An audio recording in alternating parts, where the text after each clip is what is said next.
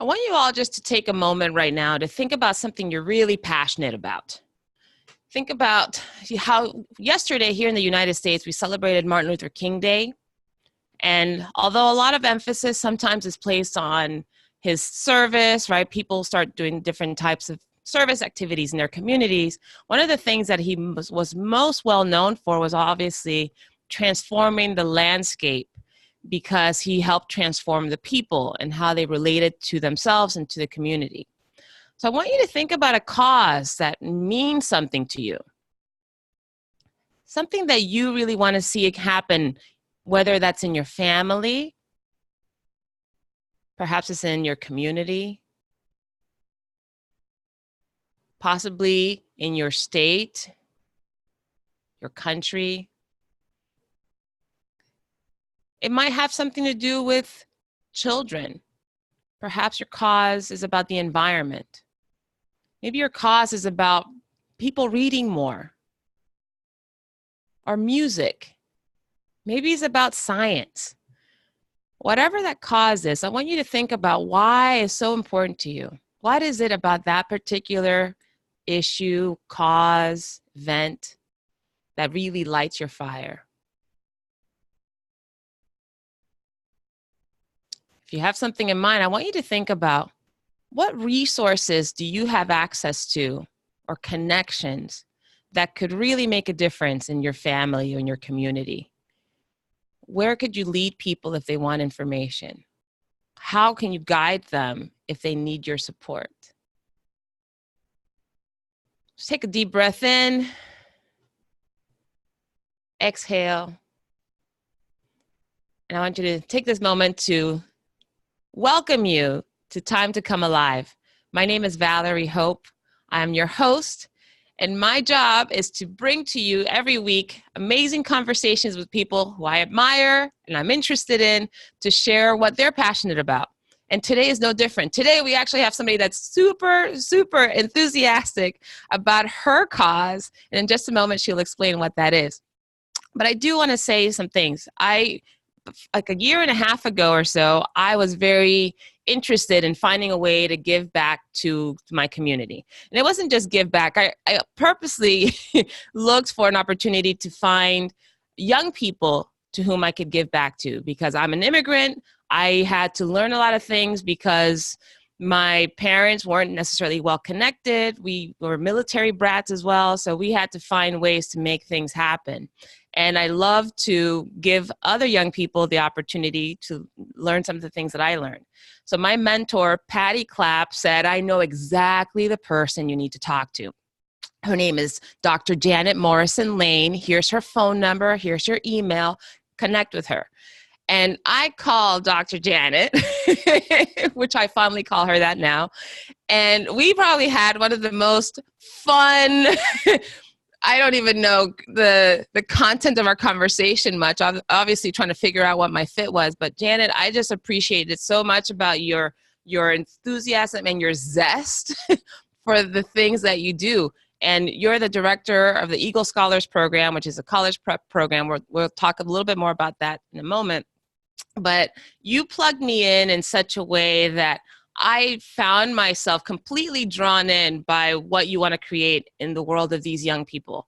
And all of the volunteers, all these mentors that you've attracted to the program over the last few years feel the same way. Not only do we obviously fall in love with the group that we're working with, but we all fall in love with you and your passion for working with us. Welcome to Time to Come Alive. Thank you. Oh, let me unmute you. Make sure that you can talk. Can you hear me? Yes, I can hear you. Okay. I think you might be muted. Not muted on Oh, there you go. I hear you perfectly now. There we go. Hi, welcome. Hello. Thank you, Valerie. So tell us a little bit about yourself. Specifically, what is it that had you so attracted to this field? What is it about, education, or what is it about young people that brought you into this position? So I think, when I started here in Dallas, I moved to Dallas in 1994. From Oklahoma. No. No? No. Missouri.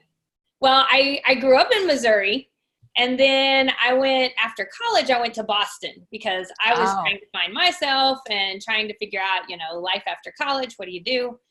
And so then I got a call from a guy here in Dallas, and I always say if I would have said no, lightning would have probably struck me down, because there were a lot of things that happened that just kind of, created this whole purpose for me to be here, I'm convinced. So anyway, I came to Dallas though to run a food pantry at what was then called Central Dallas Ministries. And so I was 20 whatever years old, 21, 23, I guess 23, and was running this food pantry. It was a new organization pretty much, or a small organization. And he kind of let me do what I wanted to do, or how I thought it needed to be done, which I now think, wow, that was pretty bold for him to let a 23-year-old do all of that. But the whole time I was running the food pantry, I eventually moved, and I was trying to stay with people until I could figure out where to live. And then I was going to the church at Central Dallas Church, and all of these kids were there.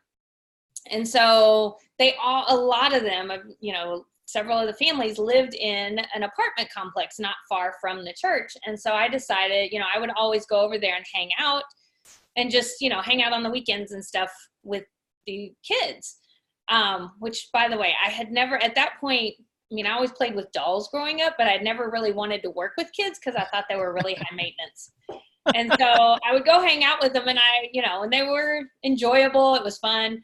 And so I eventually moved into that apartment complex. And then while I was over there, I would leave, the kids would always say, can we come over? Can we come over? So after work, I'd leave the food pantry, and then I'd go back home, and from 6 to 8 every evening, I'd just open up my apartment to be kind of like an after school program, I guess, except there was no real structure. They just came over and hung out. And so I started developing like guidelines, because, when you have about 20 kids in an apartment complex that is only designed for like 2 people or something. Zoning laws.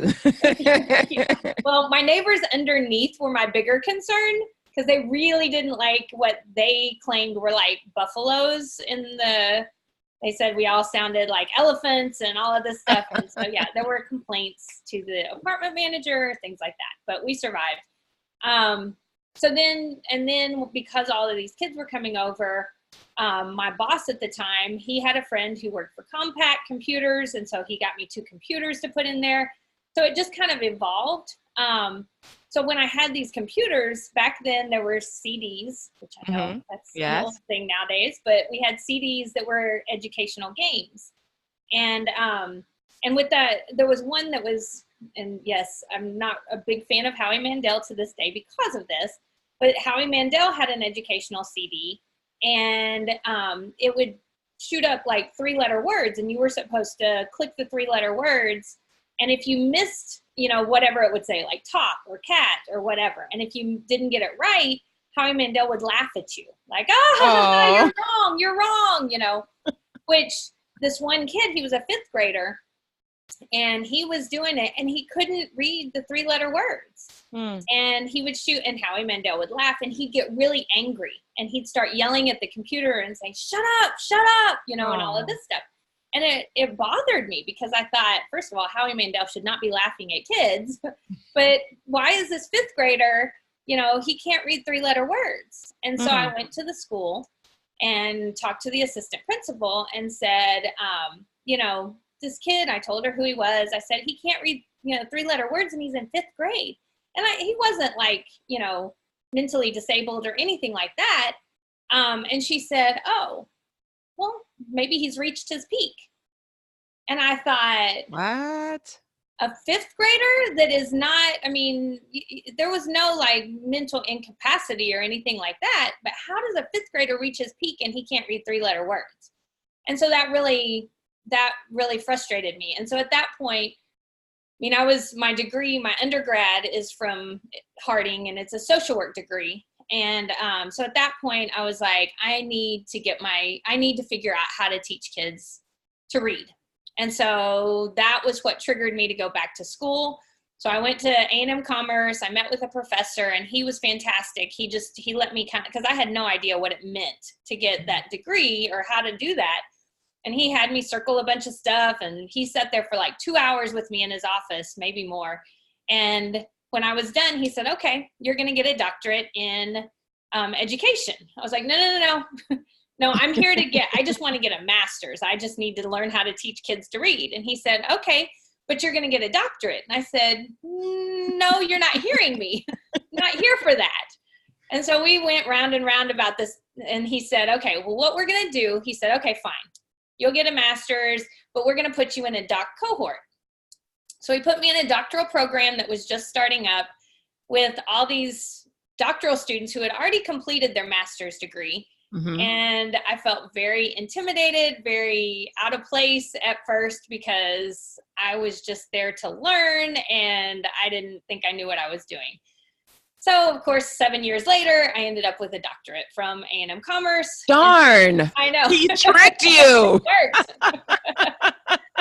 So, yeah, it did work and it was great. But yeah, my master's is a Master of Science in Reading, and then my doctorate is a EDD in Supervision, Curriculum, and Instruction. And what I learned from those 7 years is that there is no silver bullet to teach a kid to read. Mm. But also that there's no point, that doesn't make sense to give up on a kid because they're in 5th grade and can't read 3-letter words. And wow.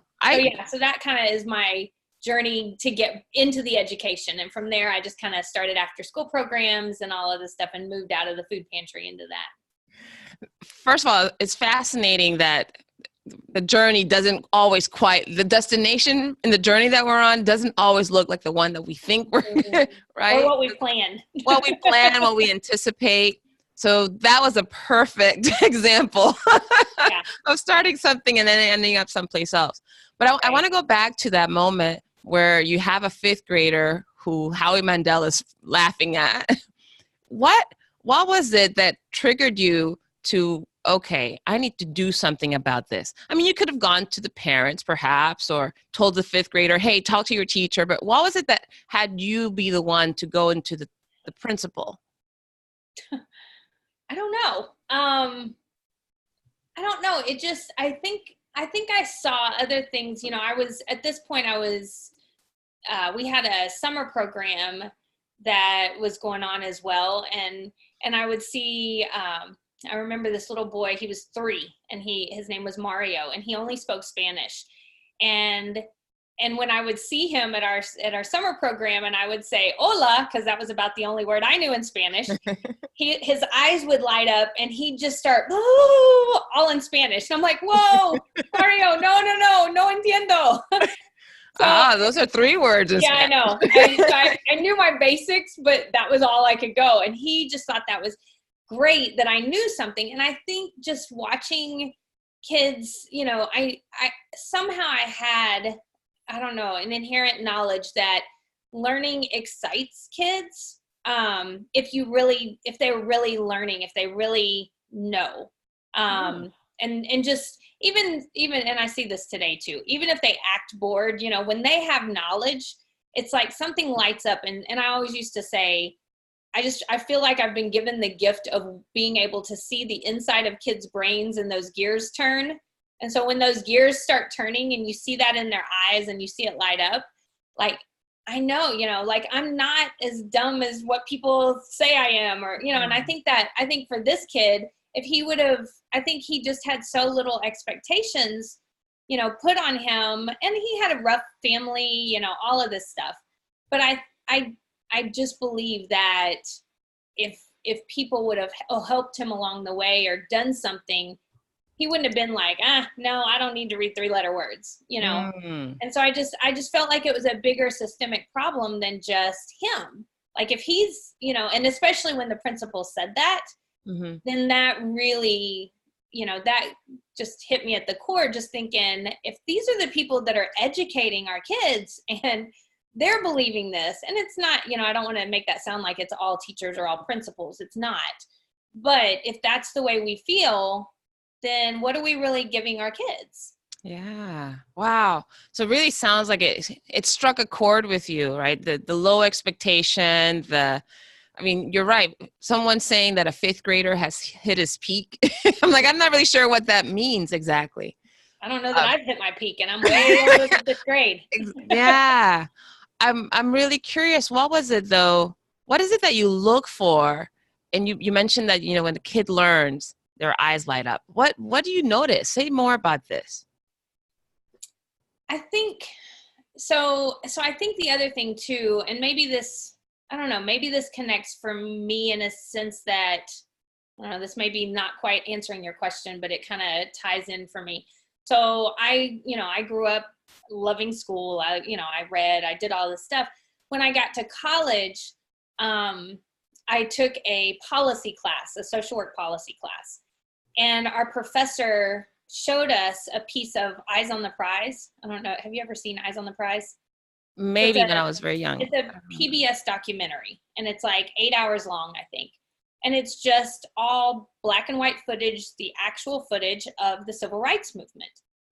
And I mean, here I am, like, I don't know, 19, 20 years old, and I didn't know that existed. I mean, I literally thought like civil rights must have been something that happened like in the 1800s, because I never knew that existed, and nobody had ever taught me that. And so when I when I started hearing that, I mean, I just dove into books and, documentaries and things, because it was something new that was really real. And then engaging with, just the people around me, I realized how that really impacts other people's lives as well. And so I guess from that, the way that connected with me, and like I said, I always had loved learning, but even, those real things, what I've noticed with kids, and, whether it's little ones, middle school, high school, or college, when kids get something, when they get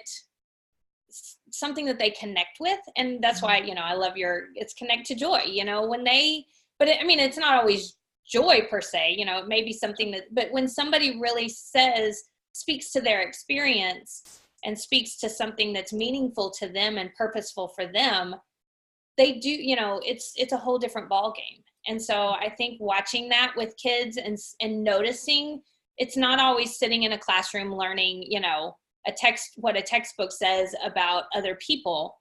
But when you start realizing that learning you can actually do and you experience, and that's when they light up. And I think too, the other thing with that maybe is my parents, who don't have college degrees, did things, and I learned this in grad school. I'm like, wow, my parents were really smart. But they did things like my mom was cooking with me in the kitchen probably when I was 3 or younger, or had me. She was cooking with you? Yeah, like there's pictures of me like stirring the cookie dough, or whatever. So I was learning things like that, which, you got math skills, you got all of this stuff that's going into that. They took me to the bank when I was in first grade and had me open a checking account, and I wrote a check for a cow because we had animals, so my dad said, okay, write this check for this cow. Still not sure that I ever profited off of this cow. I think that went back into my dad's cattle farm, but anyway, but it was the action, of writing a check. It had my name on it. When I was 16, they took me to the stockbroker. My dad took my brother and I. So I was 16, he was 14, and told the stockbroker, okay, tell them how this works. I still don't understand stocks, but I remember that experience. Like, he thought enough of me to, or he thought that it was important for us to know this, so that we could invest, and so investing became important, so things like that, that's the things that I feel like other kids deserve too. Yeah. So it sounds like all of this was just exposure. Mm-hmm. You were exposed, and your parents did so very mindfully to the things that they knew would have you become successful. So college degree notwithstanding, like they obviously that wasn't necessarily in their view, but they obviously know that in order to be a good parent, that you're going to have to be independent somehow. And here are the tools, or here are the instruments, or here are the resources that will help you get there. I want to go back to what you were talking about, this PBS special, Eye on the Prize, that you saw. and funny that you said you hadn't really experienced anything that moved you that much. What was it about what you saw there or what you heard in that special that had you go back and study more things and start to really explore? What was that? Yeah. I mean, my poor professor, I begged him, like, please let me borrow these documentaries. And he said, okay, no, they're really expensive. I was like, oh, please, I need these. And he let me borrow them for the summer. I don't know why. I guess I was extremely taken by the fact, and I don't know what it was, that initial thing. I just knew it was something different. And I took them that summer, and I remember walking on a treadmill with the volume up really loud so I could hear it, so I could exercise and watch the documentary all at the same time. And it just got me, and I was just bawling and bawling and bawling because for me, watching that, I never knew that people who looked like me could be that evil.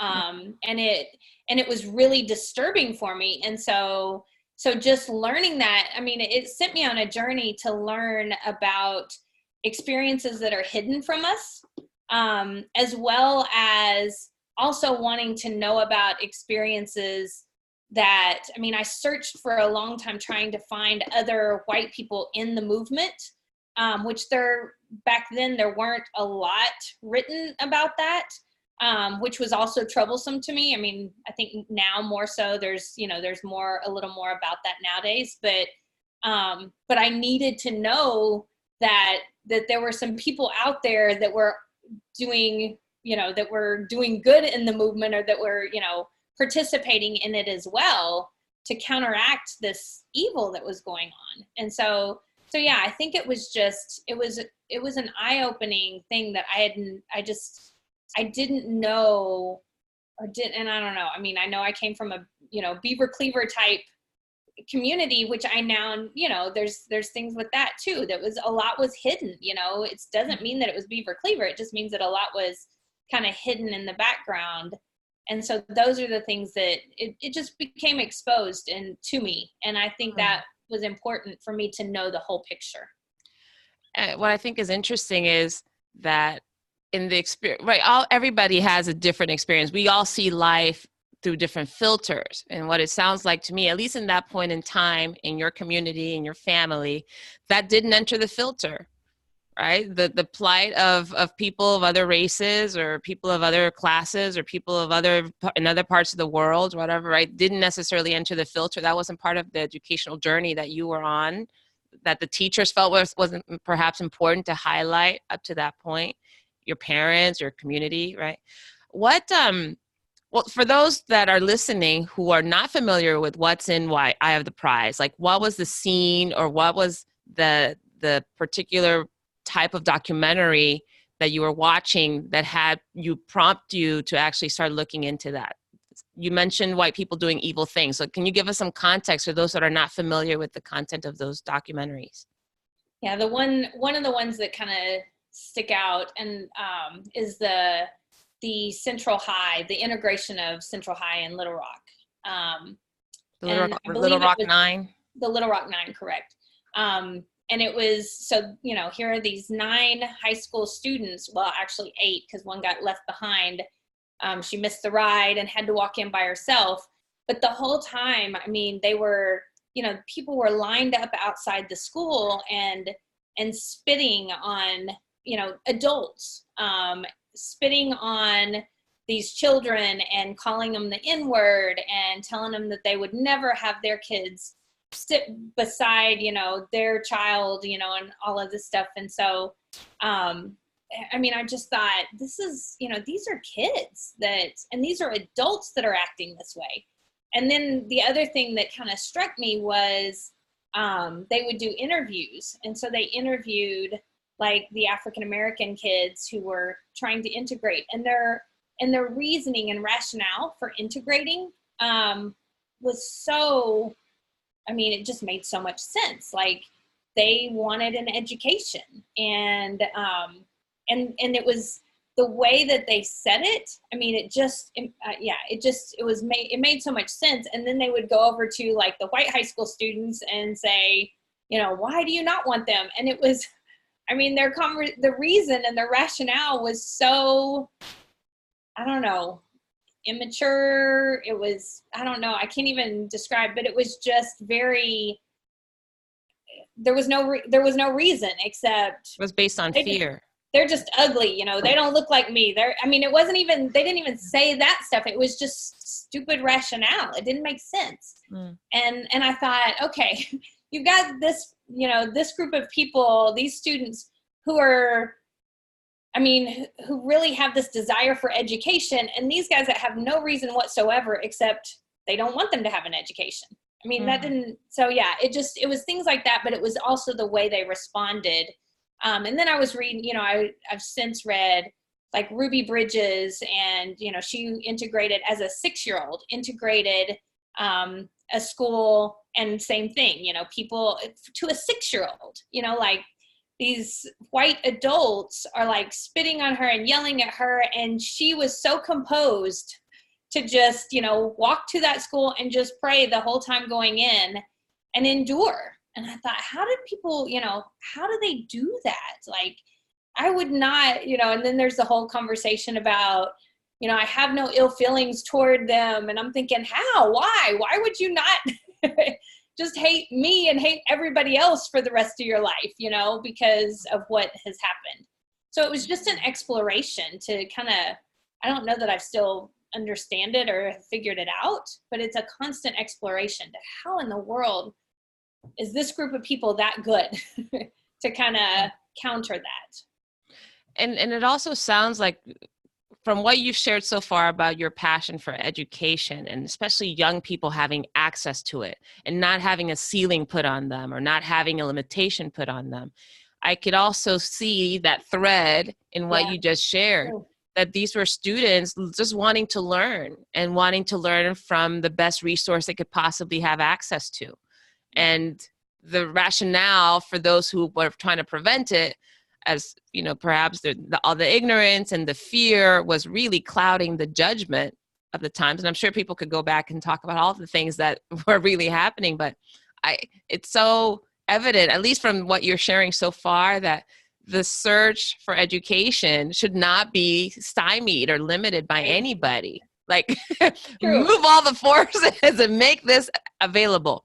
So what does that look like today? You were obviously, something lit a fire in you when you saw that documentary, and that carved a path for you. What does that advocacy look like for you now? Yeah, it's interesting. I hadn't made that connection, but you're really right. All of those that are really the most powerful in that Eyes on the Prize, I'm like, I can't think of any others right now that are not education related. And it is the same today. And my passion still stays the same because of the injustices that still occur to students of color and to low-income students who simply don't have the access because they don't have the money. And I think, you know, I mean, we work constantly in our public schools to try to make it better or whatever, but, you know, I run a college readiness program, and I see it as they try to prepare for college. So, I mean, things like when a kid gets, even if a kid has been prepared and all of this stuff, I mean, they can end up not going to college because of $1,000, which for some families, I think would be like, oh, it's just $1,000. But for a kid whose parents are making $20,000 a year, $25,000 a year, not because they're not working, but because they're working 2 or 3 jobs and they're making minimum wage. And I think sometimes those of us who are in this world not making minimum wage anymore, we don't understand that.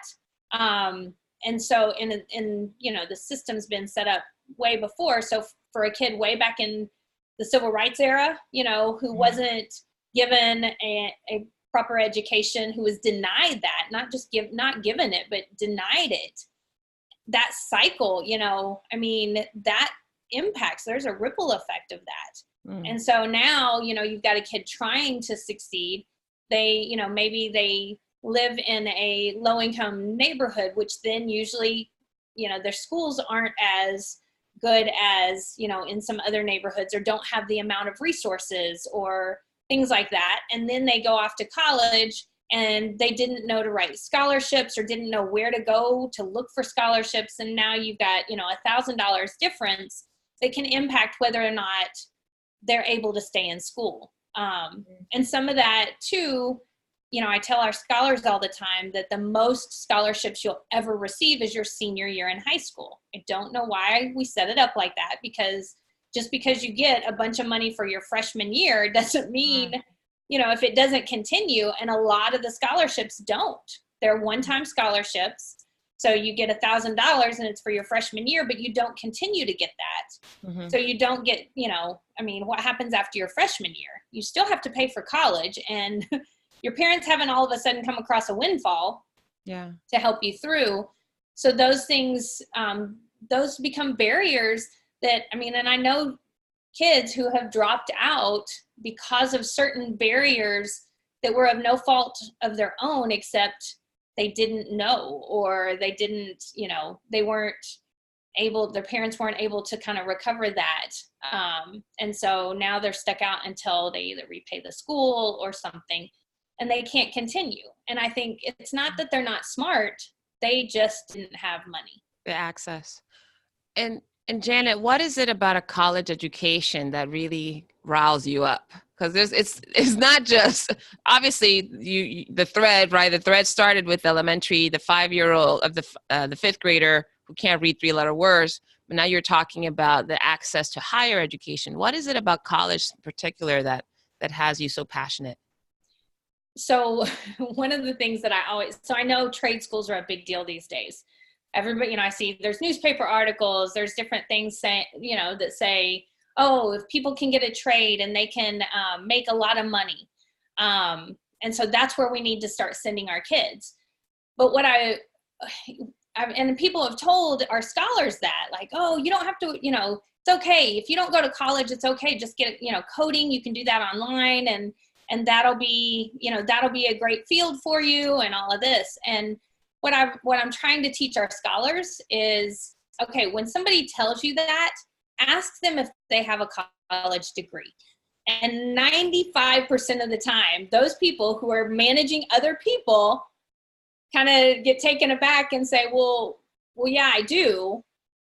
Okay, well then, if you have a college degree, then my thinking is my scholars need college degrees too, because they can work in various fields, and work for somebody. But if they're ever going to move up and be decision makers, and run companies, they need college degrees. And so if that's, if it's good enough for you, then it's good enough for my scholars. So yes, that's, and Obama bear kicks in. So, and I think too, another thing that I always tell our scholars is, your voice, we have this little thing, I say, whose voice? And they say, my voice matters, period. Which I love, because I want them to know that their voice does matter. Mm-hmm. And a lot of times, I guess really the majority of time, the people that are serving on nonprofit boards, mm-hmm. that are running, CEOs of companies, they're the ones making the decisions and being the voice for that influences our society in various ways. And so the ones who are that are on nonprofit boards, they're making decisions for those nonprofits who serve other minority students, or, low income adults or whatever. And so if I have been that person in my childhood, now I can move to that as an adult, and now I influence that conversation because I have experience with that. And to me, that only makes sense, that the people that we need in those positions are people who have that experience. Because I grew up in rural America. I grew up around probably 99.9% white people, and that's the way I grew up. So I don't have that same experience. So even though my voice is the big voice right now, I need our scholars to come up and be a part of that conversation as well, so that they can help lead and guide me to know how to serve other younger scholars. And, you know, thankfully now we've got some coming out of college that are, you know, going into those positions and hopefully are beginning to be that voice and influence that. But I think our scholars' voice matters, and I want them serving on those boards and being in those CEO positions so that they get to influence that conversation. Wow. So what I'm hearing then is that this real passion for you to get people into college is not just about the status symbol that comes with it, but the opportunity to be at the table that really influences the future, right? The future of an organization, a community. And it's not always, I mean, yes, I want you to have a salary. I want you to have an income to be able to help your family. But it's not just about having, you know, a $50,000 a year paycheck out of high school, because yes, you might get that. But if that's, you know, if that's your top level of degree is your associates and you get this 50,000, you're probably not going to be moving up very quickly, if at all. You know, you're going to stay there. And so yeah, I want them to be able to move wherever, you know, I want them to be able to choose and have choices. So lucky the scholars have you. Because I'll tell you this, my parents, both of my parents love education. My mom, we're from Panama originally, so that, you know, I mentioned being an immigrant. My mother was a school teacher growing up, did so for many, many years. That was her thing, 20 years. Then we immigrated to the States. The education system is not set up the same way. So she wasn't able to become a teacher here without having to go back and get her education in that. So she found other ways. My mother's super resourceful. That's where I get some of my creativity from. But essentially, my family is very committed to education. I remember when I was in high school, it was assumed that I was going to go to college. Although at that point, neither of my parents had a college degree. They were like, you're going to go to college. And I was like, well, I could go to the junior college because that's where my friends are going. And it'll be cheaper. It'll be easier. They're like, no, you're not. My dad was adamant that I go to four-year school. I don't know if he knew or he would articulate it the way that you did. But for him, it was all about, no, you're going to go and get the best education you have access to. We'll figure out the loans. We'll figure out all that other stuff. Go. And my brother and I both ended up going and graduating from the University of Alabama. But it was interesting that I've always had kind of a practical view to education. I'm like, well, if it's not required for the next thing I'm going to do, then yeah, learning is a different story. I see learning and education as two different things. But I'm hearing you very clearly state that for those students, specifically in those communities where there are so many other obstacles and barriers already set up by a system that does not that favors people that have access, right? Certain privileges. In order to have access to the privileges, in order to have access to the decision, this is the entry level. This is the easy pass, right? Getting that degree. And you've mentioned scholars. You're working with scholars. For those that are not familiar with this program, talk a little bit about the scholars that you have and what is it about that particular group that has you so passionate about driving their educational choices? Before I say that, I do want to just comment one thing on your 4-year, like what you said about your dad. Yeah. The 4-year thing, I think I get sometimes, probably because of the way I say things or whatever, people are like, oh, she's against community college and all this. I'm not, but I will say that I do push my kids my scholars toward 4-year. Mm-hmm. And, you know, maybe your dad saw this, maybe he didn't, I don't know. But the reason I do that is because the other thing is what I notice with a lot of kids is they get into the 2-year and it's a whole new, you've got to do 1 year in, you've got to know what college you're going to, you've got to be able to get all of your stuff transferred and everything like this. And that's a whole nother obstacle because if you don't know how to do that, I mean, that becomes like a weight on you. And so what I find is a lot of our 2-year students, they stop after 2 years because they're like, well, I don't know what I want to do, which who does, you know, going into college. I don't know what I want to do and I don't want to waste that money. I'm just going to wait until I figure it out. Well, we all know that we don't wait and figure it out. You figure it out because you just finish and then you go, oh, what am I going to do now? You know, and you just keep going. And so that's the other thing I think about, you know, putting children, students, you know, young adults into a 2-year program or something that, you know, that they have to like figure it all out on their own without all these resources to kind of help them continue and push them to continue and tell them, no, you just keep on going. So I like the 4-year because you're just already in the circle. You're in the so system. You just keep on moving, and then, oh wait, now I'm graduated. Okay, now what do I do? And you figure it out then. Yeah. So what I'm hearing you also mention is that the burden of, all the learning that takes place obviously requires a level of attention, of energy, and those 2 years seems like occupied so much bandwidth for the student. The opportunity to figure it out doesn't really come that easily. Right. Sounds like really for them, it might be a hindrance sometimes. If they've not already put the strategy in place before they got into that 2-year school, it sounds like they could be trapped in the whirlpool of just getting things done. And even with that, one of our scholars did just transfer to a 4-year. So he finished his 2 years at community college, and that's great. He transferred, but he didn't start the process until like January of, right before he started in the fall, which seems okay. Why not? This is your sophomore year. You start in around January, February. But what happened is, because he didn't start until January, February, he didn't have paperwork into the next school. And so he lost a grant that it was a $2,500 per semester grant that comes from the state of Texas. But you had to have your paperwork in early, and he didn't know that. So now, that's $5,000 a year that he doesn't have. And so there's things like that you lose out on too, just because you're trying to switch. You don't know that you have to really start in October, to switch for, October of your sophomore year to get there in September, October of your junior year, so that's a lot of advanced planning that a lot of us adults aren't good at doing. So there's a lot of that too. That kind of, and the other thing, collegiate academies is another one that I know people would say, well, that's wrong. You should I think collegiate academies are great for some kids, but what it's also doing for our kids who do have are gaining this information and knowledge, they may not want to be in technology the rest of their life, but because this collegiate academy, which sounds like college, they're going through that for 2 years in high school and spending so much time and effort on college classes.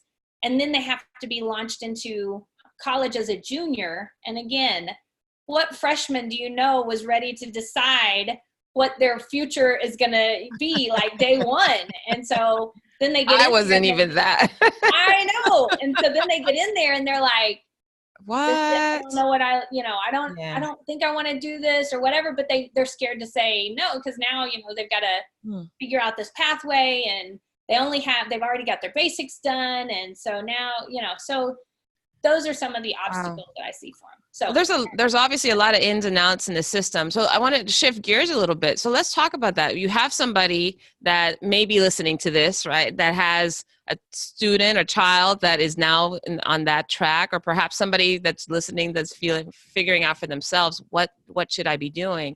What are some of the things that people should start looking at to establish that strategy in advance? What resources are there, or what guidance do you provide?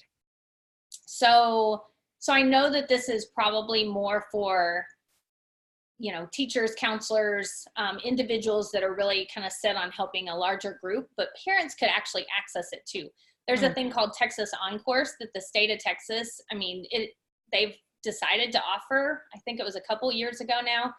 And it's a wealth of resources on how to, it helps you understand FAFSA and TASFA, and, it's for counselors, but the reality is it's free. And so as long as you just sign up for it, you can read all this information, and it gives you links. I encourage anybody who really wants to know how to really truly guide students to access that. So yeah, I think if you go through the entire course, it takes a long time.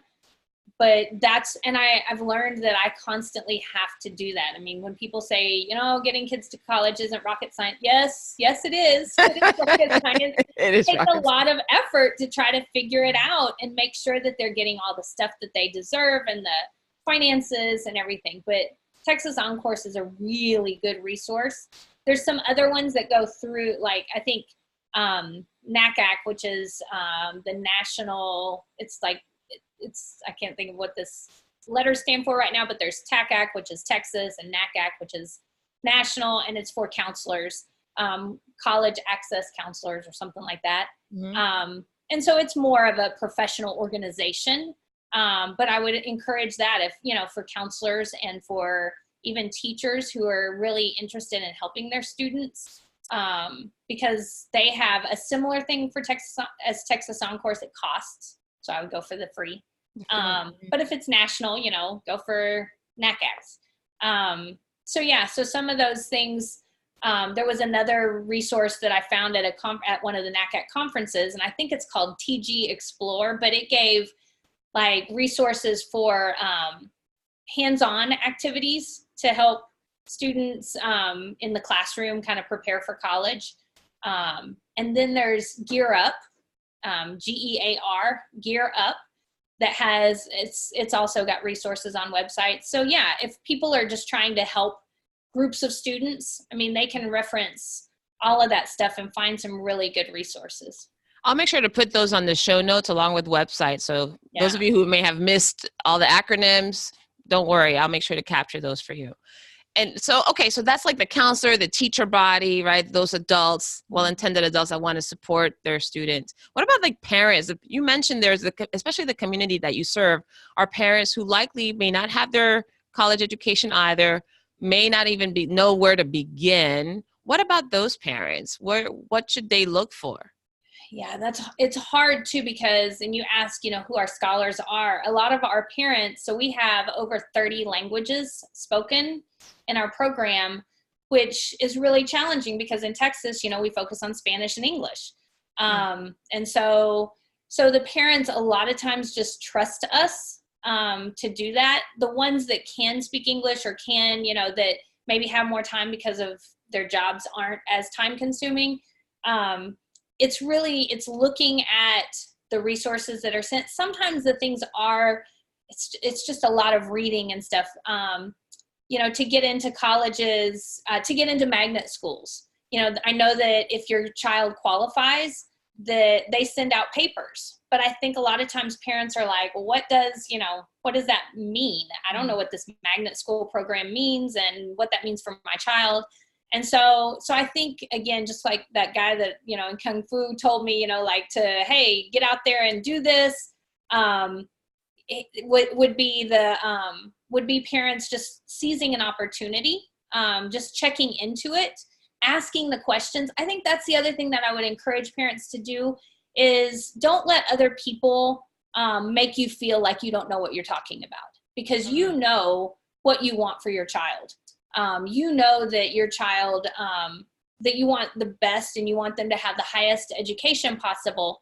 And so ask the questions. And if people don't understand you because of your language barrier, keep finding ways to ask. And that is not your problem or your issue. That's the other person's. And so just keep pushing, because it's all about you. It's all about your child. And so there are some resources out there too that I've seen. Sometimes they're really for higher level, like elite schools. And sometimes those are really challenging to get into just if you have an average student. But, just always searching. And I try to post like on my Facebook, I try to post when the FAFSA is due. Watching deadlines is important.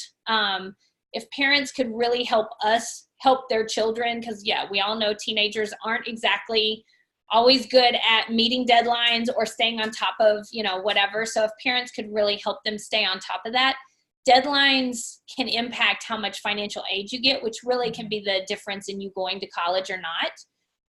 If your child is going to A&M because they're in the top 10% of their class, they need to have that application in by November. I think this year it was either the 8th or the 15th of the year before, because that's what they call priority deadlines.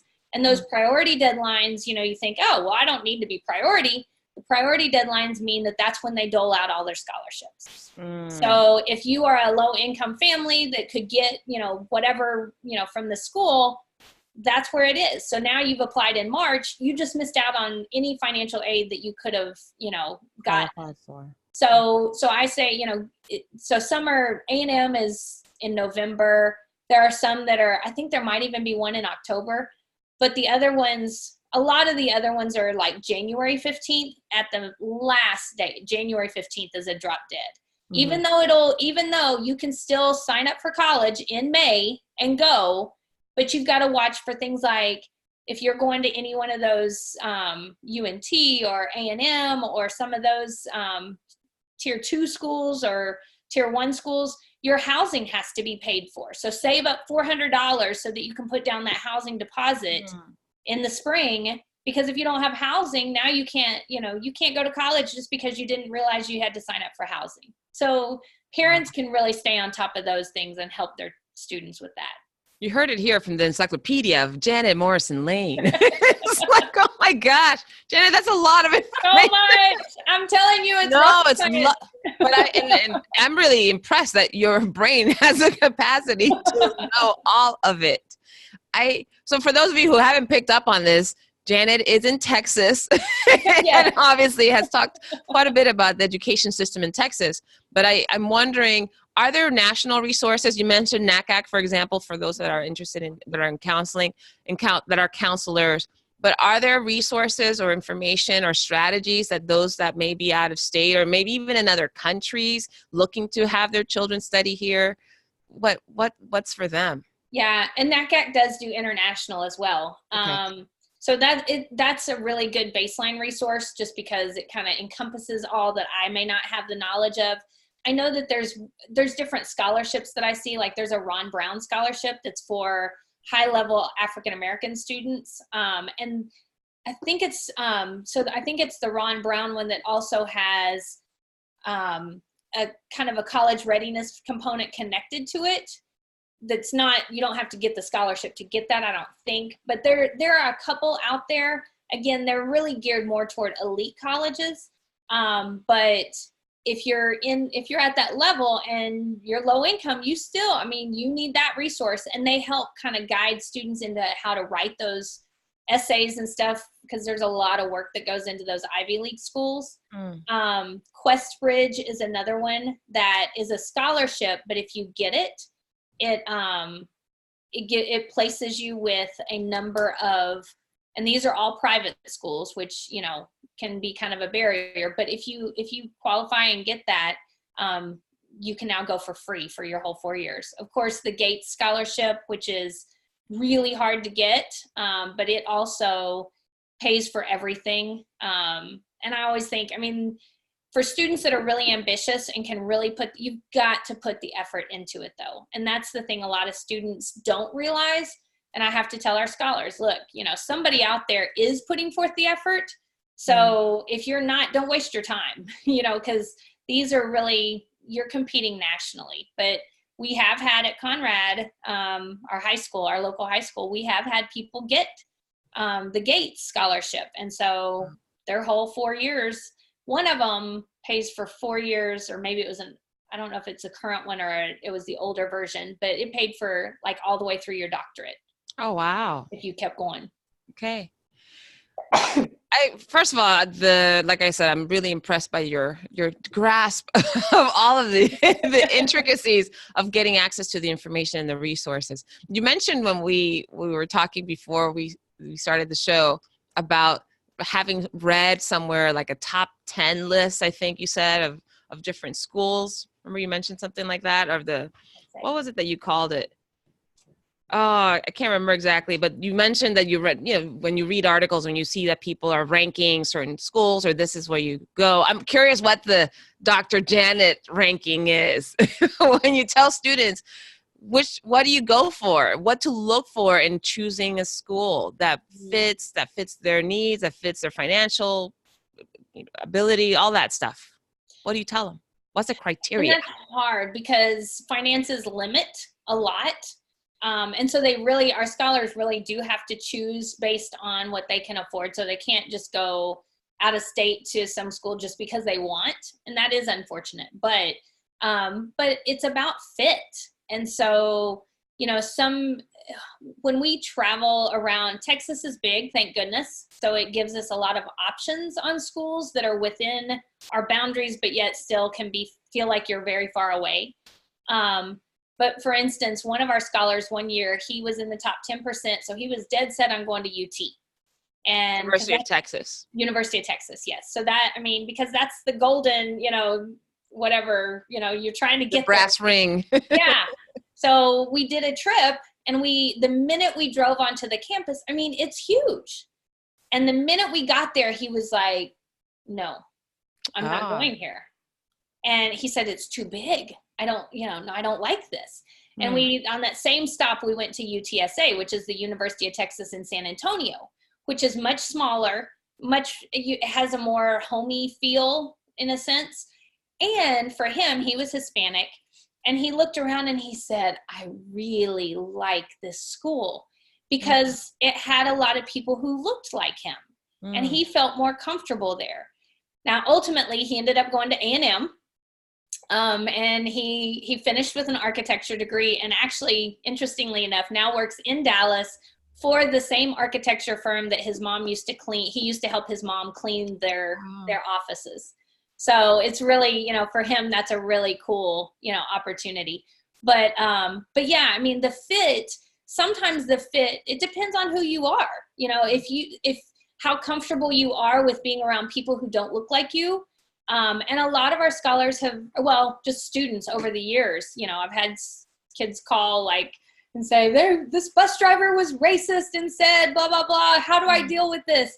And so, I mean, they've got to really be able to be grounded in who they are. And it takes a lot of support for them to be able to get through that, because those are barriers too. So even once you get to college, if you don't feel comfortable in that environment, or you feel like it's a hostile environment because, you don't feel like people are treating you with the respect you deserve or whatever, it may be that. It may be your major, maybe that's the thing that you're focused on. If you're going to nursing school, you're not going to go to, some college that is not known for the nursing school because there's so few places. So you need to be at TWU, or you need to be at El Centro.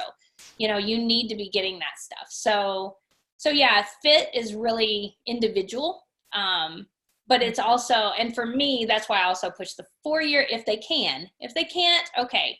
But, if they can, because I want them to just be able to get in a place where they can get comfortable and stay there the whole time, because then they have the friend groups, they have the sororities, the fraternities, whatever. That's fantastic. So for you, really, your focus is, let's get the students to college, make sure that they know how to get there, that there are no barriers, artificial barriers to entry because they didn't know something, they didn't know how to access it, they didn't ask the right question. So really to remove all of that, you've mentioned several really fantastic resources, but then you also said something important, to know that the students are fit for the school that they chose, not just what was said to them, not just the one they saw on the poster or advertised somewhere, for them to actually be there. You mentioned in the beginning, one of the things that your parents did really well was expose you to the things that you now see are important to have in order to have success in your life, right? To be fulfilled in some ways, or at least educated. And so this is another part of that coin, is expose these students to where they might go and have them feel it out. I think that's huge. And then one more thing to that, just real quick. The other thing is not just getting them to college, but staying with them to get them through. Because getting to is only a small part of the battle. It's a lot, but they've got to know, they've got to be supported, because there's a lot that comes at them financially and all other ways to get through college. Emotionally, so all of it. That might be our part 2 interview, Janet. Any final thoughts in the last minute or so that we have together? I would love to be able to share. I'm glad you're going to post these links, because my big thing is, I think so many more people than access college deserve to be able to go. And I think a lot of what happens is, it's not that people are not college material. It's that they've set their brain to say, I'm not going to college, because they already know early on, my parents can't afford it. I don't know what to expect. I don't feel comfortable in this. And I think it's our job to help them see the potential. And I always say my boss that I started with here, he believed in me until I could believe in myself. And I think that's what our job is with our kids these days. I think coming full circle to what you started in the beginning, the gas that you have now for education to seek that master's, which turned into a doctorate, really came from tapping into the area that you were passionate about. And that's giving people access to education. So I don't think that's lost on us. That's the other piece. When you find out what it is that you're passionate about, there's a cause, there's a community, there's something in the world that you want to address, you want to change. How does your education lead you to that? Find the degree program, find the environment, find the school that connects the dots for you. That will be the turbocharge, that will be the gasoline poured on the fire that gets you there. Because I think all in all, getting to college is easy for some people if you have all the right information, like you pointed out. But staying in it and doing the hard work to get through passing the classes, to achieve the actual diploma, requires a lot more. So if we can tie that to something that we're passionate about, something that makes us come alive, if you will, that'll be that much easier. Yeah. Man, Janet, thank you so much. I think you've lit up some people's eyes and minds about what they could look for, what they could experience in the search for college education. I'm sure that you might even get some phone calls or emails or something with people that need your support. And if whatever you're comfortable sharing, I will share. Or whoever you want to delegate that to, I will absolutely share in the show notes. Awesome. Thank you so much for being a part of this. Valerie, I really appreciate this. This has been a lot of fun. Oh, it has for me too. Of course. Thank you. Next week, guys, on January 28th, for Time to Come Alive, we have a special friend. Her name is Yvette Valera. Ella es de Venezuela y trabaja con DirecTV. And yes, you heard it.